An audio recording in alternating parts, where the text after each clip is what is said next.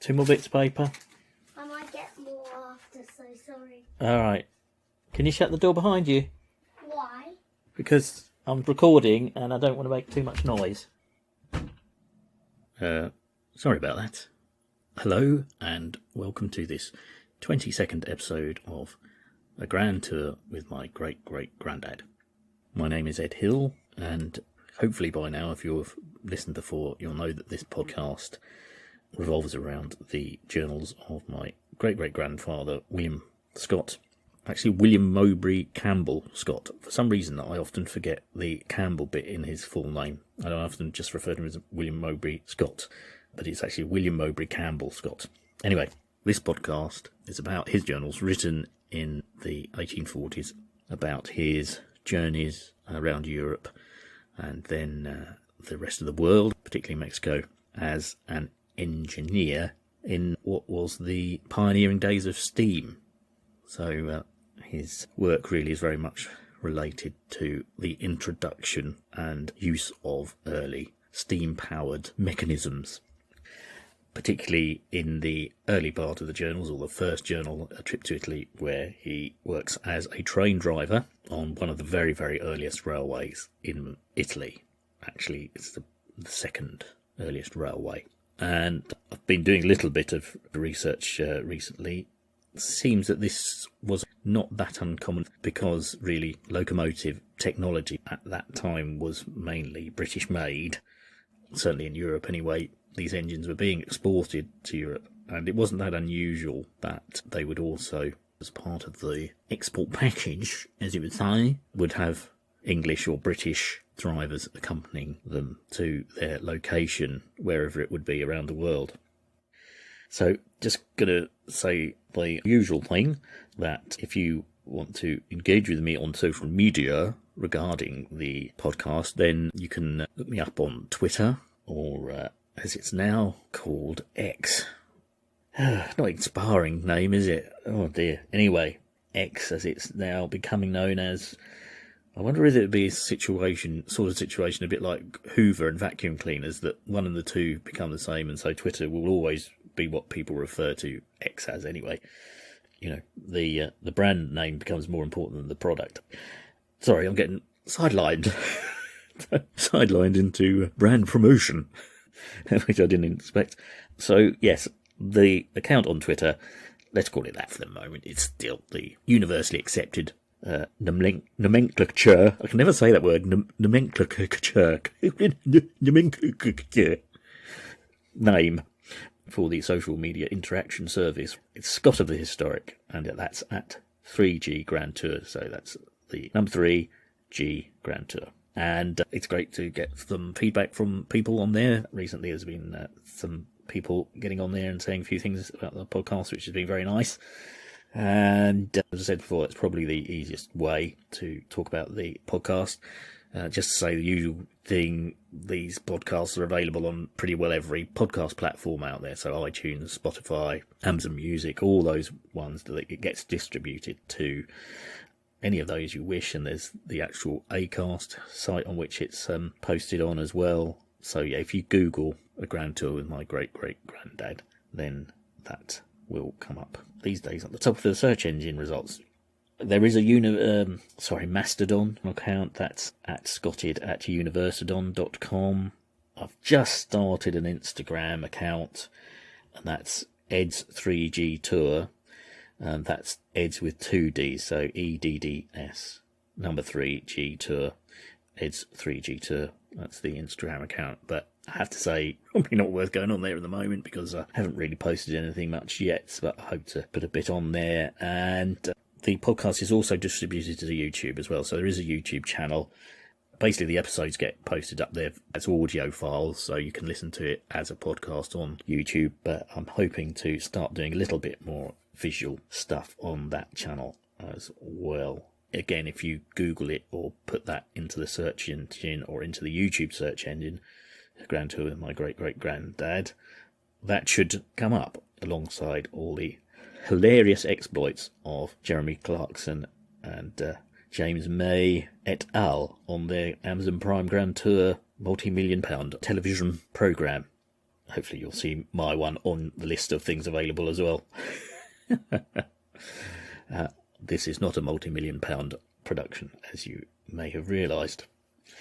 So I'm waffling on much too long, and I must get on with what's in this next episode.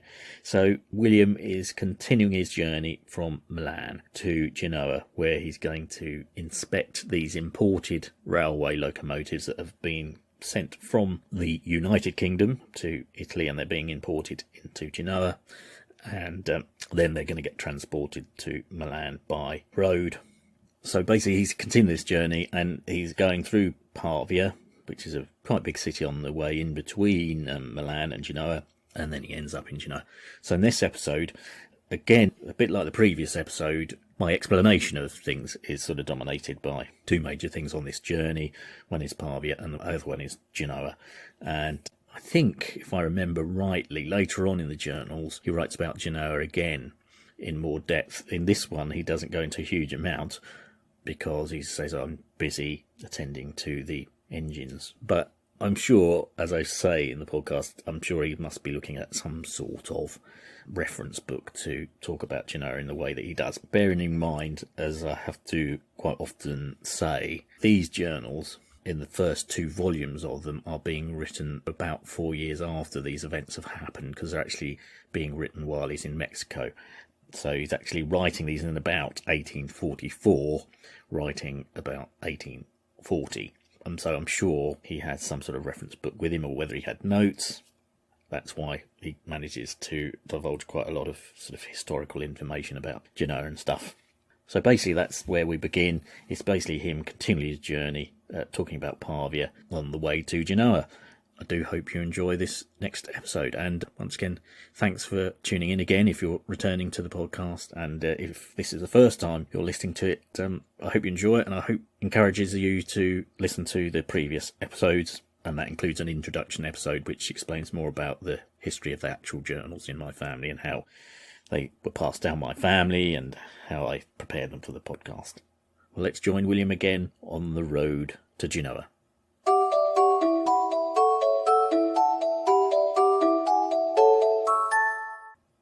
After travelling 5 miles from the Certosa, we were within the city of Pavia, where we were to stop for the night.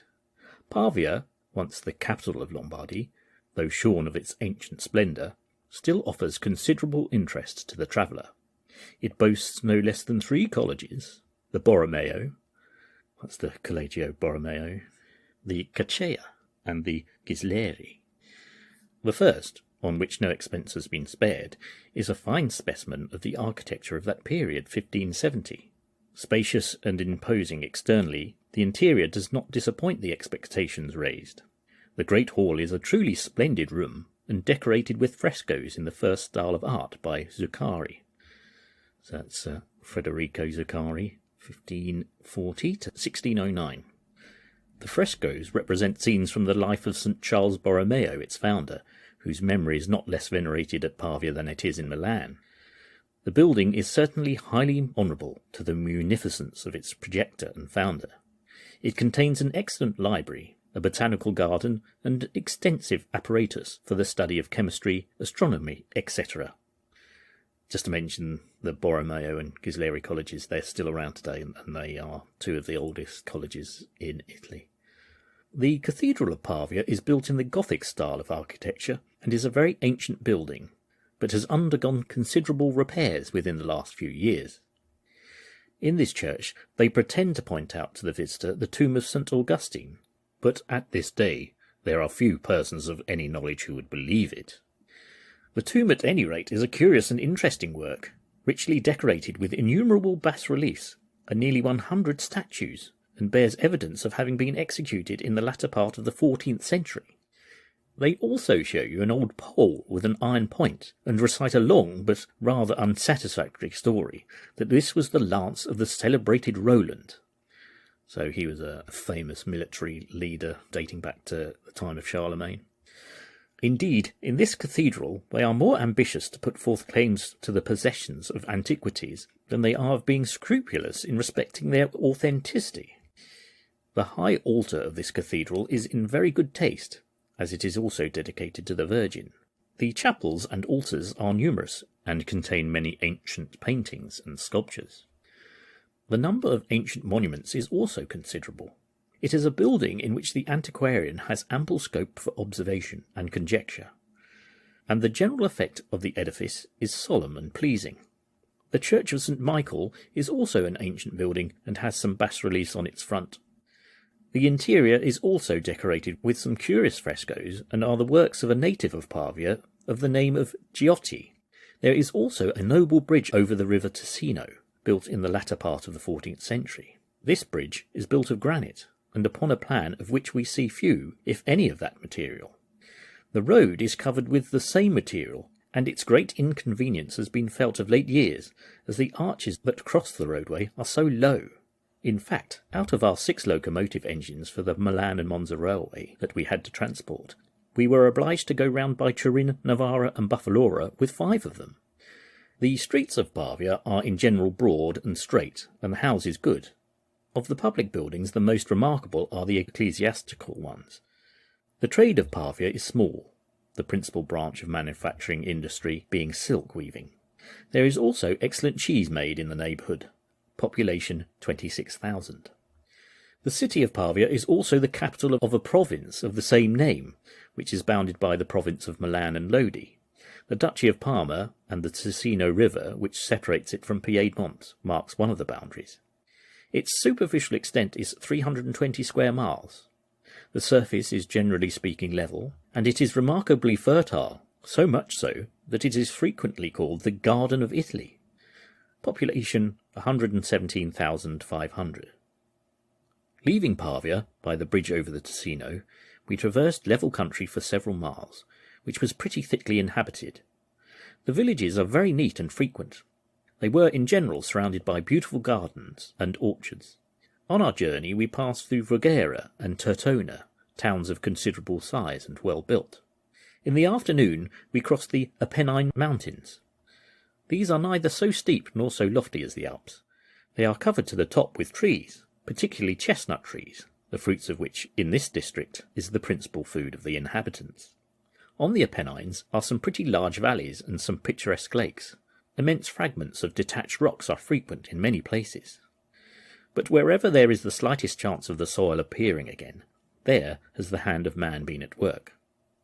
The Genoese are a more hardy and industrious rank of people than is to be found in any other part of Italy. Having gained at the summit of the pass, we descended at a good speed and arrived at the city of Genoa about midnight. I just thought I'd stop at this point while William's discussing his observations of Pavia to talk about a few things. The first thing is when he's talking about the cathedral of Pavia. Firstly, we should clarify that the church that William is walking around is not the current Pavia Cathedral or Duomo di Pavia. The church he's actually walking around is one called San Pietro in Ciel d'Oro, or St. Peter in the Golden Sky. And at the time William was walking around it, that was the official cathedral of Pavia, and the one that is now the cathedral is another similar building of a similar period, but I suspect maybe why that was chosen now as the cathedral is it's a more stand-alone building, and apparently it has some architectural and artistic input from Leonardo da Vinci. But anyway, that's not the one William is talking about. William is talking about San Pietro in Ciel d'Oro, and when he says scarcely anyone would believe that the remains of St. Augustine were here, well, William, you better believe it, because they are. Within the realms of, if anyone can be sure, if any of these remnants and remains of saints really are what they're said to be or claimed to be, apparently they were thought to be here. Then there was more discovered in a box which were marked St. Augustine, also known as Augustine of Hippo. Anyway, there was actually quite a big debate about whether these remains, they were found by a stonemason apparently who was doing some work in the cathedral, and they had the word Augustine written on them, but that wore away. So there was this sort of debate as to whether they really were his remains or not. Basically, there were some quarrels about whether they were his remains between various groups of monks, I think it comes down to. So the Pope at the time said, look, you've either got to decide yay or nay whether they are St. Augustine's remains, and they said yay. They are. So that's how they decided they were. So they are there, and there is quite a big monument there inside the church, which is the one William's describing with all these statues and bas-reliefs on the front of it. So that must have been the one he was looking at, because it is festooned with various stone sculptural figures depicting the life of St. Augustine. So it's got a pretty good claim to be the place where his remains are. The other thing I'll just mention again, I did touch on it, was this character Roland. He says this spear or rod is said to be the spear of the celebrated medieval leader Roland. Roland is a bit like a character similar to King Arthur, or perhaps more accurately it would be someone like Lancelot or Gawain. They call them, these stories, the Matters of France, which are kind of like the historical myths and legends about the founding of France in the time of Charlemagne. And actually, there is actually a similar thing called the Matters of Britain as well, which are the Arthurian legends. So this Roland character is a bit like one of the characters from the Arthurian legends. And he became, from what seems to be very scant actual historical facts and figures about his life, he became mythologized through minstrels.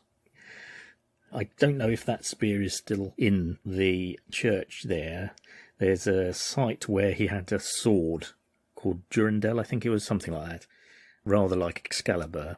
He had this sword that was sort of indestructible and could apparently cut through stone.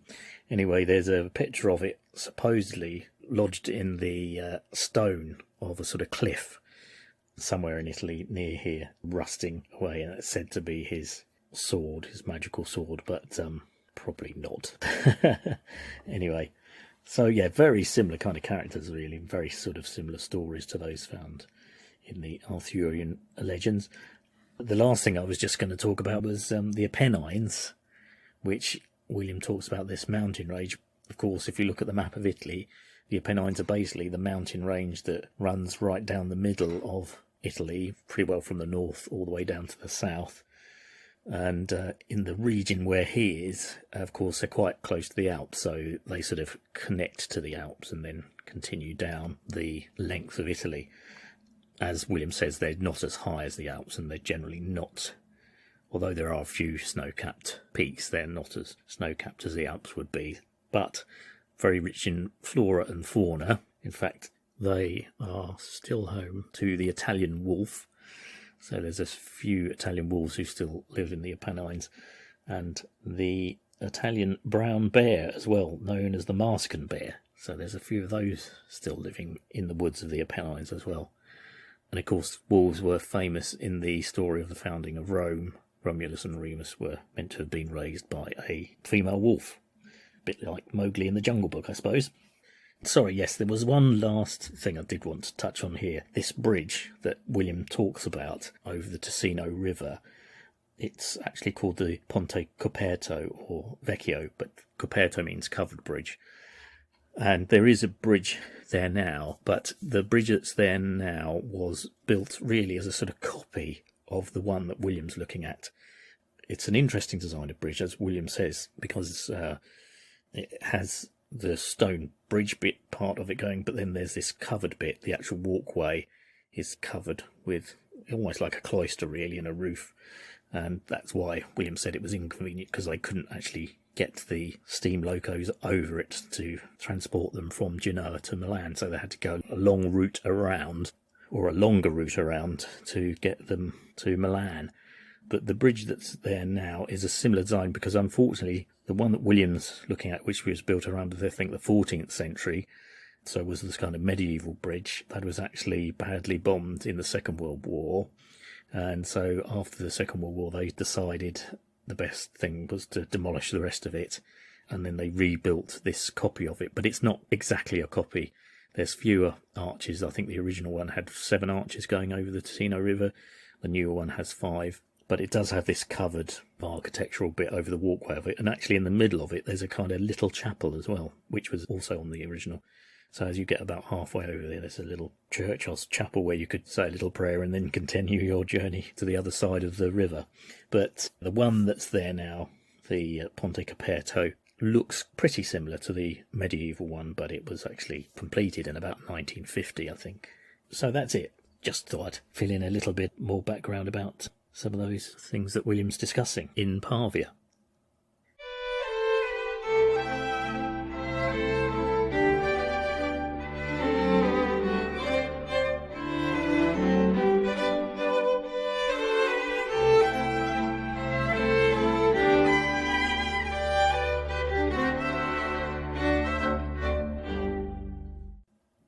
May 3rd.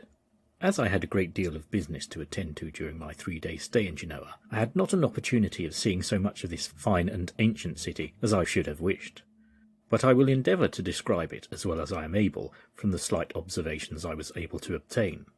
Genoa is the capital of a province of the same name, belonging to the Sardinian states. On the land side, the city is surrounded by a double line of fortifications, the outer ones being extended beyond the hills that overlook the city.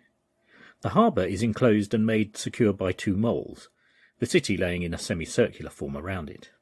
The city of Genoa has been frequently styled the Magnificent, partly because of the beauty of its situation, and partly on account of the splendid palaces of its wealthy nobility.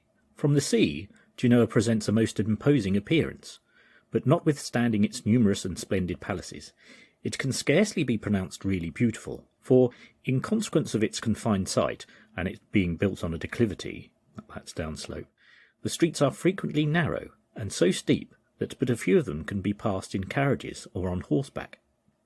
There are, however, several remarkable exceptions, as for instance the Strada Nuovissima, so that's now the Via Caroli, the Strada Balbi, that's now the Via Balbi, and the Strada Nuovo, that's now called the Via Giuseppe Garibaldi.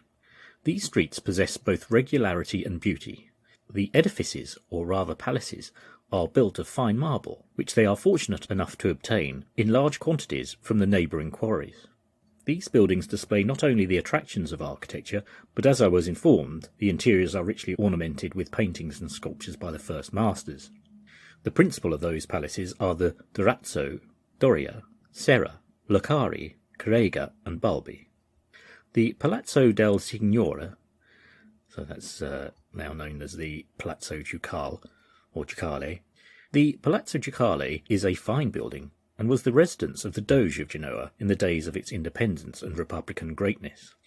At this point, I'm just going to point out that this whole area of Genoa is architecturally very, very beautiful, and known as the Roli of Genoa, and it's actually a UNESCO World Heritage Site.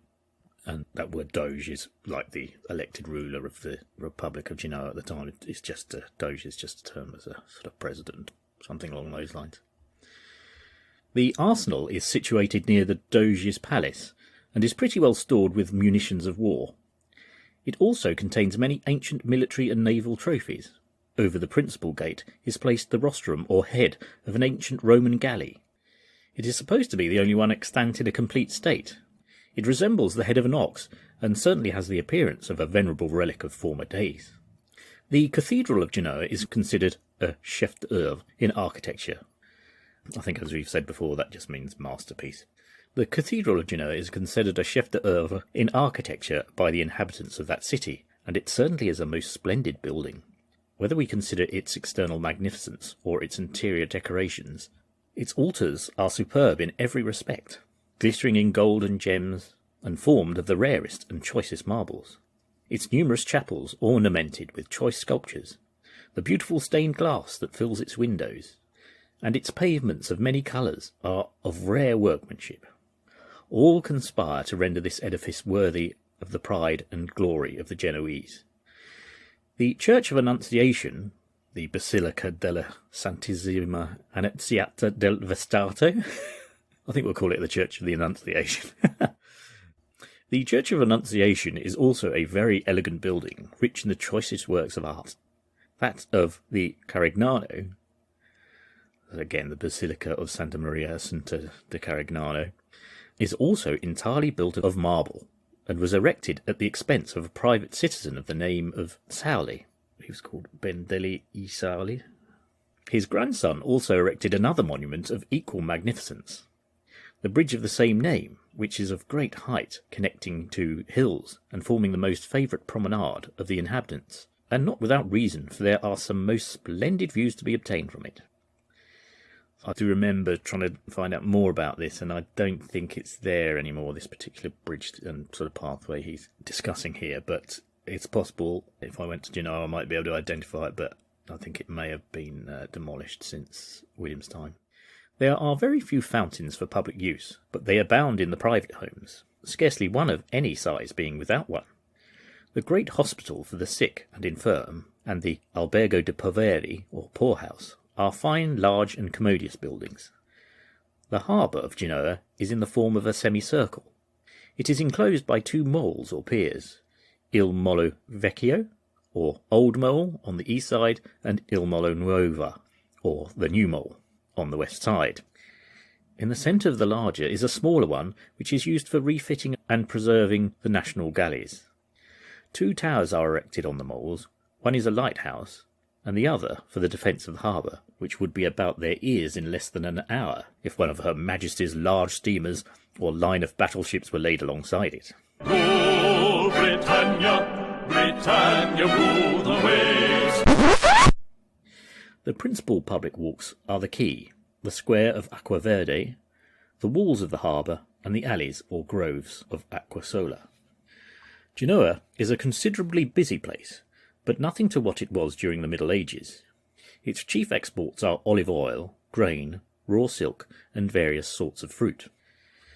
The manufacturers are of considerable importance: velvets, damask, black stuffs, and stockings. These collectively employ about 1,500 looms, also of cloth, cotton hose, hats, my favourite macaroni, candied fruits, chocolate, white lead, etc.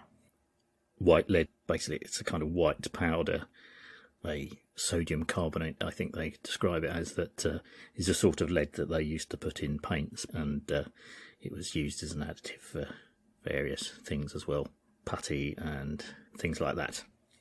The silk manufactured at Genoa is of the finest and best quality. Some of it is obtained in the province itself, and the rest is brought from the Calabria, Sicily, the island of Cyprus, and the Levant. Genoa was at one period of its existence one of the most considerable commercial cities of Europe. At the downfall of the Empire of Charlemagne, Genoa erected itself into a republic, until the 11th century shared the fortunes of the cities of Lombardy.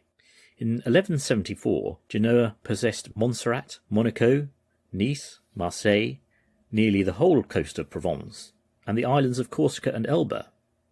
In 1250, they had the whole trade of Constantinople and the Grecian states, and at about that period they took possession of the town of Theodosia, in the peninsula of the Crimea, and obtained the rich commodities of India by the way of Caspian. Having arrived, as it were, at the pinnacle of greatness, the Genoese began to quarrel amongst themselves. The city was continually convulsed by civil discord and party spirit. The hostility of the democrats and aristocrats, and of the different parties amongst the latter, occasioned continual disorder. This being the state of things at home led to disasters abroad. In 1474, Mohammed II took from them all their settlements on the Black Sea. From that period to 1730, Genoa was continually on the decline, and in that year Corsica, the last of her foreign possessions, revolted also, and in 1768 was ceded to France. When the neighbouring countries submitted to the French in the year 1797, the neutrality which the Republic had strictly observed did not save their fluctuating government from ruin. Napoleon gave them a new constitution, formed upon the principles of the French representative system. 2 years afterwards, a portion of the territory fell into the hands of the Austrians, but the late fate of Genoa was decided by the Battle of Marengo. In 1802 it received a new constitution as the Ligurian Republic, and at last it was incorporated with the French Empire, at which time it possessed but a shadow of its former greatness. In 1815, the Congress of Vienna, that high court of injustice, assigned Genoa with its territories to Sardinia, stipulating that it should have a sort of representative constitution. Genoa is now the seat of an archbishop and possesses a senate, a high court of justice, and a commercial tribunal. The government of Genoa is administered by a commission appointed for the purpose, which is divided into 3 departments: that of internal affairs, finance, military, and marine. Genoa was the birthplace of that celebrated man, Christopher Columbus, the great navigator and discoverer of the American continent, who, after years of supplication to the different powers of Europe to furnish him with ships to traverse the Atlantic, at length he obtained them from Spain, and after being the means of laying the foundation of the subsequent greatness of Old Spain, was basely thrown into prison and shamefully treated. His remains were first interred in the island of St. Domingo, but were afterwards removed to the cathedral of the Havana in the island of Cuba, where they are now deposited on the left of the altar, together with the chains he wore when in prison. A marble monument is erected in his memory, which I saw on my visit to the city. In speaking of the Genoese of the present day, the higher classes are frank, hospitable, and generous, and distinguished by a love for the fine arts, as the generality of their palazzos will bear witness. The lower classes, brave and courageous seamen, industrious, hardy, and persevering husbandmen, farmers, and of their muleteers, that's mule drivers, and carriers, are men capable of bearing great fatigue in their journeys from Genoa to Milan, which generally occupies 5 days. They seldom enter a house, and, even when the weather without is very severe, never sleep under a roof, generally selecting a spot on the road where their mules can feed. Then, at this moment, they turn them loose to help themselves, and the men, having their provisions in a bag, generally consisting of rice and bread, partake of the slightest repast, lay themselves down to rest for a short period, and as soon as they considered the mules sufficiently refreshed again, pursue their journey. Genoa is 150 leagues southeast of Paris, 90 leagues west of Milan, and 26 leagues southeast of Turin. Population 80,500. So I'm going to stop at this point to say a few words about Genoa, because obviously William's going into quite a bit of detail here about it. And when he's talking about the history, this is definitely one of these moments when he must be reading from some sort of reference book himself about it, because to be fair, his history of it is pretty well accurate. And bearing in mind, he's looking back, writing this 4 years later, roughly. So he must be looking at some sort of book about Genoa or something. Or maybe he made notes at the time, as I've discussed before, it's possible. But if he was so busy dealing with the inspection of the steam engines, I doubt whether he'd have all this time to, at the time, know about the history of it. But anyway, I think it's important just to put Genoa in the context, really, of Italian history overall. Genoa was a maritime state that grew to prominence in the 16th and 17th centuries, and it's very much like Venice. So on one side of the Italian peninsula, near the European coast, so on the eastern side you have Venice, and then on the other side, on the western side, you have Genoa. And at this time and through the ages, they really were very much rival maritime states, trying to gain riches and influence by their trading routes through the Mediterranean and further beyond.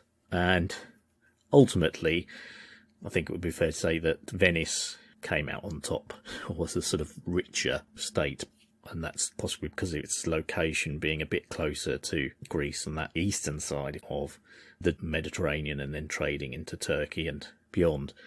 But Genoa was very, very influential as well, and it built up its wealth to be a very rich maritime state. And it then focused, and maybe this was because Venice was more successful as a maritime trading country, its focus turned to banking. Anyway, there's a lot of wealth involved. It's called a republic because it's run by a group of people. Now, it's a small group. It wouldn't be a democracy as we recognise it today. It was run by a cartel of very rich, noble families who make all the decisions about what happens to Genoa. And the Doge, who is elected as the equivalent of the president of the state, would nearly always come from one of these noble families that owned and ran Genoa. So in this small cartel of the wealthy, every 2 years a doge would be elected, and he would be the equivalent of the president of the nation for that period. It was democratic in the sense that a democratic process had happened, but it was, in terms of the wider population, it wasn't very representative. So Genoa, essentially, you can call it the equivalent to Venice, but on the western side of the country and not the eastern side. And this Roli of Genoa, now a UNESCO World Heritage Site, well, it's called the Roli of Genoa because Roli means list. So it's just list of palaces in Genoa. And there was an idea amongst the noble ruling families that Genoa should be a grand place for people to visit and pass through. And so it was decided that all these grand palaces would be built, and when visiting dignitaries and ambassadors and VIPs would visit the city, they would spend time hosted by one of these noble families in these magnificent palaces. And incidentally, later on, it was quite often a place where people doing the grand tour would also stay, because they were usually aristocratic bods too. So there is a link there with the grand tour. If you look at the Roli of Genoa, there are 42 of them that have been listed as World Heritage Sites by UNESCO, and it's because it's apparently one of the first examples where there was a urban planning idea that was intended to say, we will turn this part of the city into a architecturally splendid area full of Baroque magnificence. And I'd love to go there. It does look fantastic. So I'd say Genoa these days is Venice's rather forgotten about sibling, certainly architecturally, but definitely worth going. So that's the Roli of Genoa. So I just think it helps to explain the context of Genoa, and also another reason why it became successful as a maritime power was because of its geographical location, and the geographical aspect of it. It is this semicircular arch on the coast that obviously was a very good place as a harbour. Then, of course, that was kind of augmented by adding these moles and piers and things to make it a safe place for ships to moor up in. And so that really is part of its success as a port. Apparently, it's still one of the biggest ports in Italy to this day. William mentions that bridge where I said I couldn't find any more modern reference to it. And whether that was demolished, I don't know. It's hard to tell because, of course, these cities get so much bigger than they were in William's time, and so much architectural things change. Rather sadly, William mentions the bridge going from one hillside to another. And recently, the most famous thing about bridges in Genoa was back in 2018. There was a road bridge which went from one hillside to another. The city, I imagine, much further back towards the mountains. You may remember it collapsed, and it had been built in the late 60s. And this section of the bridge collapsed, and it killed 42 people. They've subsequently rebuilt it in a much simpler design, actually. The original one was a kind of concrete suspensions bridge, and apparently from day one there were problems with the concrete and its civil engineering. I think it hadn't been quite built to the standards that had been specified by the architects. Anyway, the bridge that collapsed was the bridge Ponte Morandi, and I think that was after the architect who originally built it. I think it was finished in 1967, and the bridge that is there now and replaced it is called the Genoa St. George Bridge. That reopened in August 2020, I think, or it was inaugurated in 2020. As I say, it looks a much, much simpler design than the one that collapsed in 2018, killing all those people, unfortunately. But if you look at the pictures, in a way, it perhaps does give you an idea of this geographical thing that William's talking about how Genoa is nestled in between these two hillsides, then going down to the coast, and the declivity, as he calls it, making all the streets sort of compact, I think would be one way of putting it, and also at an angle. So I suppose Genoa was a relatively difficult place to build on. I'll just very briefly touch on the Cathedral of Genoa as well, as William mentions it, known as the Duomo di Genoa Cattedrale di San Lorenzo, dedicated to St. Lawrence. It's quite a distinct building, this marble colour, but as William describes it, because it's got these strata or courses of marble stone. One layer is made of white marble and another layer is made of a darker marble. So it's got this sort of black and white strated effect around the arches and going up the bell tower and stuff. So it's quite distinctive looking, like a giant licorice all sort, really, I suppose. Anyway, apparently during the Second World War, the British Navy, in a campaign called Operation Grog, decided to bomb Genoa. Obviously, we were trying to maintain our superiority in the Mediterranean as a naval power. And yeah, in the Second World War, apparently we bombarded Genoa. And although we were not meant to, due to some rather poor aiming, we shot a shell through the cathedral. But miraculously, it didn't go off. And apparently it's still exhibited there today in the church, and it's thought to be a sort of miracle that this errant British Navy shell didn't do any more damage than just piercing through the side walls, I think it was, or the roof. There's quite a funny bit there where William describes how a current British Navy ship, if it was moored alongside one of these moles in the harbour, would destroy it in no time at all. Or the defence or lighthouse bit would destroy it in no time at all. Of course, by that time, ships would have been a lot bigger than the ones that the harbour was originally designed for. But, of course, that's no longer the case now, as I say, because Genoa is a very big trading port. So I'm sure it's all set up for things like container ships and stuff like that. So I imagine is somewhat massive. Now, the other thing I did want to touch on is something that William mentions here. It's about Christopher Columbus, who was, of course, famous for his exploration and discovery of the Americas, but was originally born in Genoa. And this is one of these situations where you kind of do go down a sort of rabbit hole of history, really. Not to say too much about Christopher Columbus himself, because you can Google that or look into any encyclopedia and you will learn all about his history. Although one thing I do think seems forgotten, but is actually exploration of mainland America was pretty well non-existent. He only reached the actual land mass of North and South America as we know it on his fourth journey, and that was really just Central America, the narrow bit between the two continents. So really most of his time was spent exploring the islands of Cuba and Hispaniola and that bit, and the sort of Caribbean. So it's slightly odd he's become so associated with the Americas. Well, he was actually intending to reach the Far East, wasn't he? But America appeared in the way. But really what I wanted to touch on this thing was the remains that William mentions, because he says he saw them in Havana. And I don't know quite how I got onto this connection, but there is a lot of controversy about the remains of Columbus and exactly where they are and where they ended up.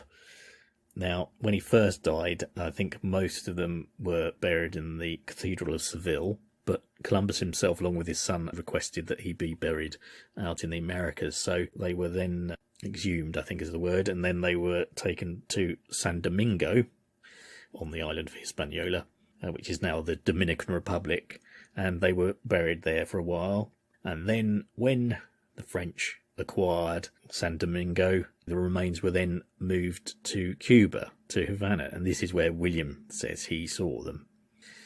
Anyway, they get moved around. Some of them get split up. We thought some of those remains remained in the Havana and San Domingo area, and some of them went back to Seville and are in Seville Cathedral. And the ones that are in Seville Cathedral have had DNA tests done on them, and they are probably thought most likely that they are his remains. But then there are others that are back out in Havana and San Domingo or the Dominican Republic. They haven't been tested, but, and this is what I thought was quite odd, and I'd never heard of it before, but in the Dominican Republic, in an area called St. Domingo, there is this thing called the Columbus Lighthouse. And it's this huge monument that was built to commemorate Columbus's 500th anniversary of discovering the Americas, or at least discovering these islands off the coast of America. And it's massive, this thing. It's absolutely huge. And it's built in the sort of shape of a cross. And then on the top of it, there are 157 lights that shoot up into the air. And so it looks like a huge beam of light going into the sky at night time. So it has these huge number of lights, and apparently another light, a rotating light that's even bigger, that can be seen from space. But because the Dominican Republic is a pretty poor country, they actually only ever turn these lights on twice a year. I think one is on the birthday of Christopher Columbus, and the second one is, I think, on Christmas Eve. Anyway, this thing, what's curious about it, it was designed back in 1931 by a Scottish architect called Joseph Gleave.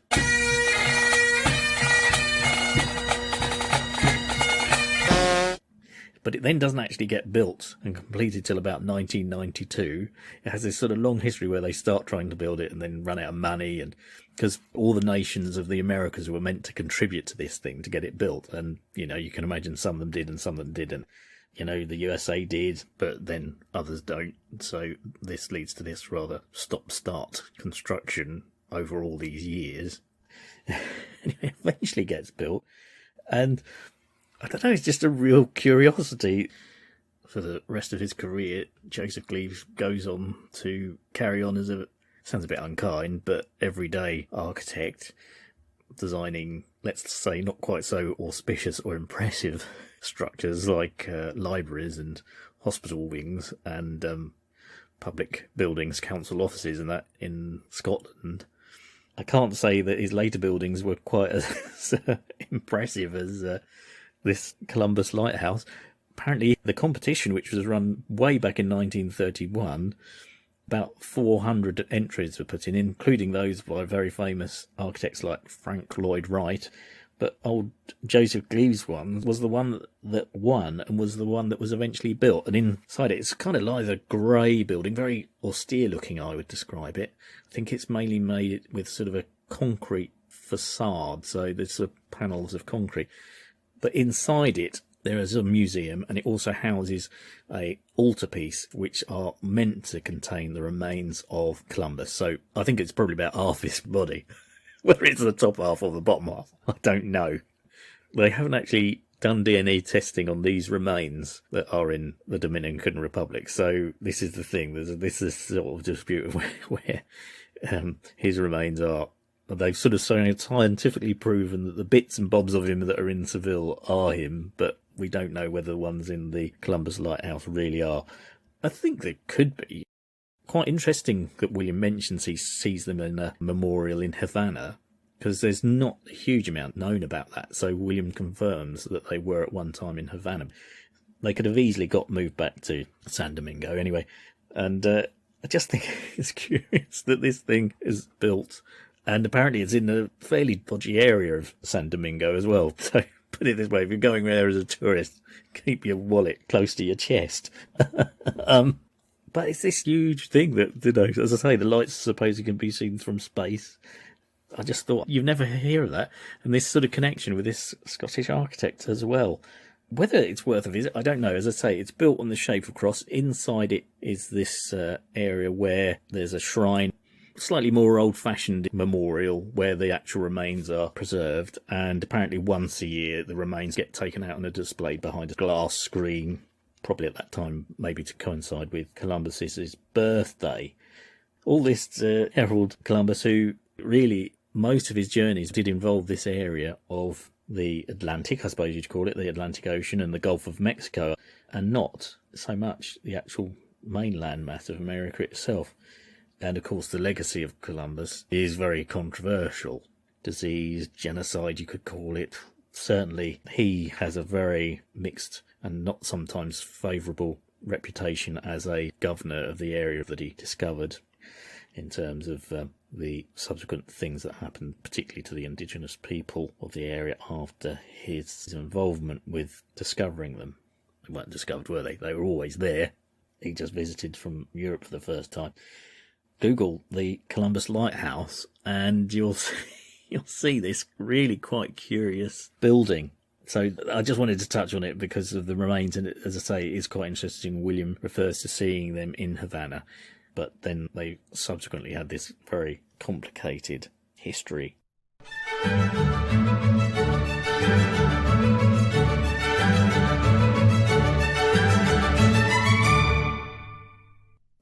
Right, I'm going to stop here at this point in the journal and the podcast, because basically it's the appropriate place to finish, given the next events that will happen, which is basically in the next episode, William returns to Milan and he actually does his first driving of one of the locomotives on the railway. So I thought it'd be good to finish at this point, and also in terms of the length of the podcast, it would go on a bit.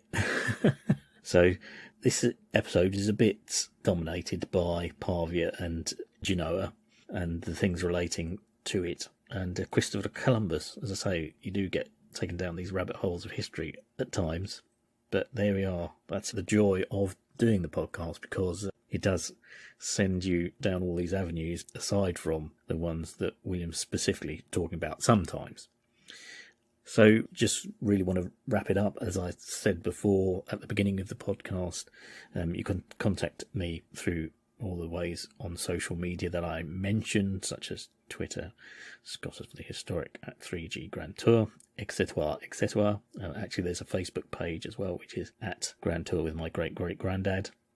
And that's it, really. So, as I say, yeah, the next episode is going to be the beginnings of William's work on the railway. He doesn't go into a huge amount of detail about it, but it's certainly very interesting. As you go on through the journals, the sort of accounts of incidents that happen on the railway are more the sort of thing that he focuses on rather than the day-to-day aspects of it. So I hope you do enjoy that. Incidentally, I am hoping to do an episode with a railway historian, Anthony, who's very kindly agreed to do an interview with me about this period of railway history, and he's a real expert on this particular period of the railway. So that is going to be coming up shortly, I hope. So that will certainly be interesting to kind of give you a wider context, I suppose, of the technological developments that were happening in steam at this time. So that's really it. I hope you've enjoyed this episode. I'll be a little bit honest, perhaps not that much going on, but it was a difficult one. I included some history there. As I've said before, sometimes I do occasionally edit small bits of the journal out just because of repetition and stuff. And I was sort of going to do that with a bit of stuff that William had written about the history of Genoa, but in the end I didn't. So, and actually, as I say, his summary of it is accurate. If you read Wikipedia now, you'd pretty well get exactly the same rundown of historical events of Genoa. So either William was making very good notes, or he must have been looking at, I think, some sort of reference book himself. Anyway, that is the end of this episode. If you have been, thanks for listening.